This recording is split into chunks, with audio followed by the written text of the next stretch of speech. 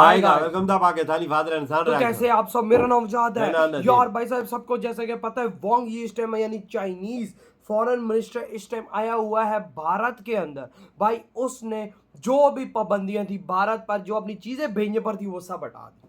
उसने अपने सारे दरवाजे खोल दिए। कहता है जो लेने ले लो, सब कुछ खत्म। और भाई अमेरिका की तो ठोक के रख दी है भाई साहब। ये क्या बना दिया हो यार भाई साहब, ये इसको कहते हैं संगठन जो आज भाई चाइना ने कर दिखाया भारत के साथ। कौन कर दे स्टार्ट। दोस्तों, वर्ल्ड अफेयर से जुड़ी इस समय की दो बड़ी खबरों के बारे में बात करेंगे, जिसमें हमारी पहली खबर चीन से आ रही है, जिसने रेयर अर्थ मिनरल्स पर लगे बैन को भारत के लिए हटाया है। साथ ही अमेरिका के द्वारा भारत पर लगाए गए टैरिफ पर भी भारत में मौजूद चीनी विदेश मंत्री वैंग यी भारत के सपोर्ट में खड़े हो गए हैं। यानी कि अब रूस, चीन और भारत एक साथ अमेरिका के खिलाफ आ चुके हैं। वहीं पर हमारी दूसरी खबर अमेरिका से ही आ रही है, जहां पर भारत सरकार ने एक बड़ा फैसला अमेरिका के लिए लिया है, जो कि भारत और अमेरिका के बीच जो टैरिफ वॉर चल रही है उसको रोकने में मदद कर सकता है। दोनों खबर काफी इंटरेस्टिंग है, इसीलिए वीडियो को अंत तक जरूर देखिएगा। पहले बात करते हैं अमेरिका की। पिछले दिनों भारत और अमेरिका के बीच ट्रेड के आंकड़े सामने आए थे, जिसमें डोनाल्ड ट्रंप के टैरिफ के बावजूद भारत और अमेरिका के बीच व्यापार में तेजी से बढ़ोतरी देखी गई। और इसी को ध्यान में रखकर भारत सरकार ने अमेरिका के साथ तनाव भरे रिश्तों को थोड़ा नरम करने के लिए एक बड़ा फैसला लिया है। सरकार ने कॉटन आयात पर लगने वाली कस्टम ड्यूटी और एग्रीकल्चर सेस हटा दिया है। ये छूट 19 अगस्त से 30 सितंबर तक लागू रहेगी। पहले कॉटन आयात पर लगभग 11% टैक्स देना पड़ता था, लेकिन अब इस दौरान कॉटन बिना किसी टैक्स के भारत लाया जा सकेगा। पिछले कुछ समय से भारत और अमेरिका के बीच ट्रेड रिलेशन अच्छे नहीं चल रहे थे।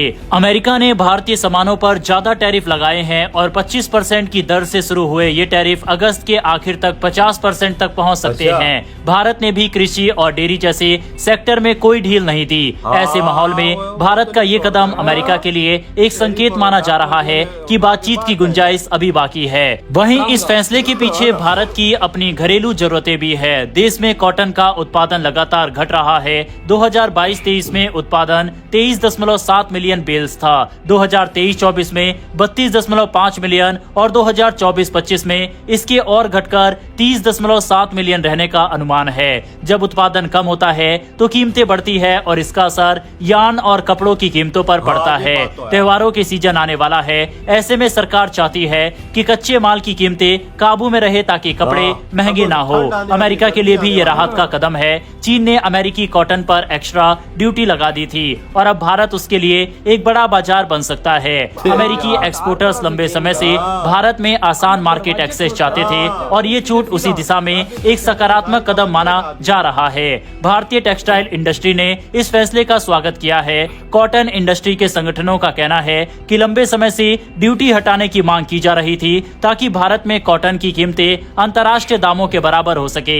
अभी आयात बढ़ रहा है। 2023 में भारत ने 1.46 मिलियन बेल्स आयात किए थे, 2024 में 1.52 मिलियन और 2025 में ये बढ़कर 2.71 मिलियन बेल्स हो गया।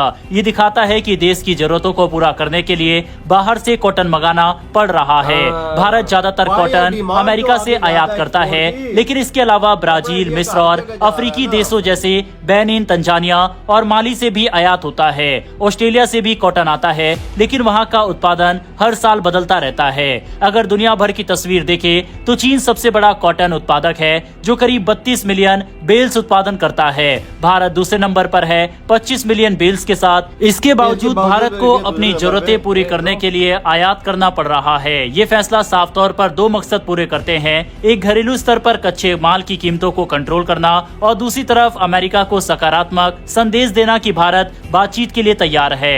हालांकि ये छूट सिर्फ 30 सितंबर तक है, इसीलिए ये देखना होगा कि सरकार आगे इसे बढ़ाती है या फिर इसे सिर्फ एक अस्थायी राहत मानकर बंद कर देती है। कॉटन का ये छोटा सा मुद्दा असल में भारत और अमेरिका के बड़े व्यापारिक रिश्तों की दिशा तय करने वाला हो सकता है। आने वाले हफ्तों में साफ हो जाएगा कि ये कदम रिश्तों को नई शुरुआत देता है या फिर सिर्फ एक अस्थायी समाधान बनकर रह जाता है। भारत सरकार के द्वारा लिया गया ये फैसला क्या सही है या फिर नहीं, इस पर अपनी राय कमेंट बॉक्स में लिखकर बताइएगा। बढ़ते हमारी अगली खबर की तरफ, जो कि चीन और भारत को लेकर आ रही है। भारत और चीन के रिश्तों में अक्सर खटास की खबरें आती है, लेकिन इस बार तस्वीर थोड़ी अलग रही। दिल्ली में हुई एक अहम मुलाकात में चीन के विदेश मंत्री वैंग यी ने भारत को बड़ा भरोसा दिया। उन्होंने कहा कि चीन फिर से भारत को खाद्य, रेयर अर्थ मिनरल्स और टनल बोरिंग मशीनें सप्लाई करेगा। ये वही सप्लाई है जिसे चीन ने लगभग 1 साल से रोक रखा था। अब आप सोच रहे होंगे कि इसमें खास क्या है, तो बता दें कि भारत की लगभग 30% खाद चीन से आती है और जब ये रुक जाती है तो किसानों पर सीधा असर पड़ता है। इसके अलावा रेयर अर्थ मिनरल्स हमारी ऑटोमोबाइल और टेक्नोलॉजी इंडस्ट्री की जान है और टनल बोरिंग मशीनें देश की सड़क और मेट्रो प्रोजेक्ट को समय पर पूरा करने के लिए जरूरी होती है। यानी ये वादा भारत के लिए किसी राहत से कम नहीं। विदेश मंत्री एस जयशंकर और वैंग यी की मुलाकात में एक और दिलचस्प बात ये हुई कि चीन ने ताइवान पर भारत की स्थिति जाननी चाहिए और जयशंकर ने साफ कह दिया कि भारत की नीति वही है जैसे पहले थी, कोई बदलाव नहीं। भारत ताइवान के साथ सिर्फ एक आर्थिक और सांस्कृतिक रिश्ते रखता है, लेकिन कूटनीतिक स्तर पर भारत की पॉलिसी वही है जो दुनिया के ज्यादातर देशों की है। ये चीन के लिए एक तरह से भरोसा था कि भारत ने अपना रुख नहीं बदला है। अब सवाल उठता है कि सीमा विवाद का क्या हुआ, क्योंकि जब भी भारत और चीन की बात होती है लोग सबसे पहले बॉर्डर टेंशन की तरफ देखते हैं। दरअसल इस बैठक में बॉर्डर पर सीधे चर्चा नहीं हुई। ये मुद्दा अब राष्ट्रीय सुरक्षा सलाहकार अजीत डोवल के हाथों में है। ये विशेष प्रतिनिधि स्तर की वार्ता में इस विषय को विस्तार से उठाएंगे। लद्दाख में गश्त से जुड़ी कई दिक्कतें तो सुलझ चुकी है, लेकिन सच्चाई ये है कि दोनों देशों की सेनाएं अब भी सीमा पर डटी हुई है। सैनिकों को पीछे हटाना सबसे बड़ी चुनौती है और आने वाली बातचीत का असली फोकस भी यही होगा। वहीं इस मुलाकात का एक और दिलचस्प पहलू था अमेरिका। भले ही सीधे तौर पर नाम न लिया गया हो, लेकिन दोनों पक्षों के बीच ये सहमति बनी कि मौजूदा हालात में अमेरिका की नीतियां भारत और चीन दोनों को प्रभावित कर सकती है। अमेरिकी राष्ट्रपति डोनाल्ड ट्रंप के फैसलों से दोनों देशों में चिंता है और इसीलिए दिल्ली और बीजिंग दोनों मानते हैं कि एक दूसरे के साथ संवाद बनाए रखना। इधर हुई भाई पहले तो बात करते चाइना और इंडिया की, देख अपने सारे दरवाजे खोल दिए, हर चीज से पाबंदी हटा दी। भारत के लिए और सब पे है, लेकिन भाई भारत के लिए चाइना ने आज पाबंदी हटा दी।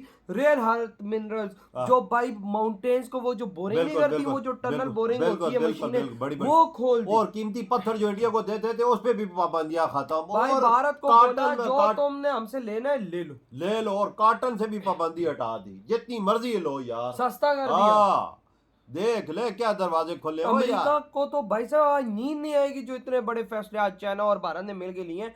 चाइना ने साफ बोला है कि जो ये अमेरिका के टैरिफ की नीति है, भारत और हमारे लिए सबसे बड़ा खतरा, तो इसलिए हम दोनों देशों को मिल के भाई सब ठोकना पड़ेगा। और साथ आ भी गए, साथ जुड़ भी गए, देखो ना एक प्लेटफॉर्म पे खड़े हो गए दोनों देश इस टाइम। और साथ रशिया भी जुड़ चुका है अब इनकी बैंड बजाने के लिए। उनको तो मौत पड़ी हुई है यार। मैं तो ये भी सुना ट्रम्प अपने व्हाइट हाउस से भी भागा है। भाई यार जब लोग उस पे आएंगे, लोग जब उस पे उधर के टूटेंगे तो यही होगा। उधर हर चीज महंगी है, जो खास तौर पे भारत से जा रही है वो महंगी हुई है। उधर की जनता को खुद ही मुश्किल हो। बिल्कुल बिल्कुल। इधर मोदी जी देख क्या कर रहे हैं, अपनी देख टेक्सटाइल मिलों को आगे, टेक्सटाइल इंडस्ट्री को आगे ले जाने के लिए पाबंदी थोड़ी सी नरम कर दी है कि उनको नुकसान ना हो, क्योंकि आगे सर्दियां आ रही हैं, कपड़ों की मांग है बाहर यूरोपीय ममालिक में। आपको पता है इंडिया का भाई साहब नॉर्मल रेंज में रहता कि हमारा धड़ल्ले से माल पे। हाँ, इस 10-15-20 दिनों में 30 अगस्त तक है।